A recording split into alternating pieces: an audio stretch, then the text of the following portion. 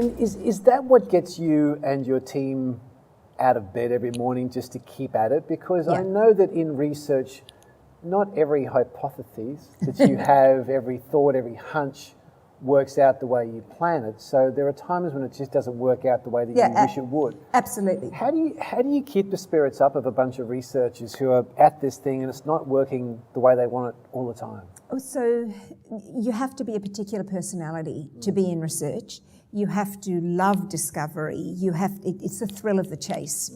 And if people who like doing puzzles or mazes, you go down a path, you have to use all your intuition and intelligence and all the clues and all the information that you have to choose this road over that road. And sometimes it'll be a blind end. But if you find the path and you go forward, there's an excitement and there's a passion, and the knowledge that we're in a field where what we do is making a tangible difference, that the research that we're doing is translating from the laboratory experiments that we conduct into the clinic and is saving the lives of kids. It's sort of hard not to find that, to get out of bed in the morning. No. It's interesting. You're one of the few leaders that I know that can straddle between business and science.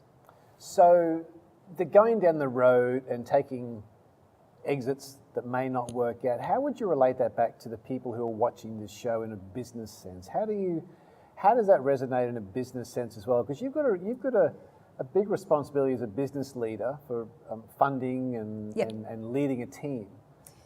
So I do have, in a sense, I wear two hats. Part of my day job is running it. We have over 150 scientists at the Institute, and I have my own research team of about 22 young scientists that I work with to help guide their experiments and to come up with plans. And the other part of my job is being the executive director of the Institute, which means that I'm responsible for an operating budget and for work health and safety and for, exactly like any other business. And I think that the things that make you good at research are actually very valuable in a business sense. You do need good judgment. You do need to be aware of all of the information. You need to be aware of what other people are doing and leveraging off that. So in the business world, competition, for example, and who your competitors are, and knowing that is absolutely critical.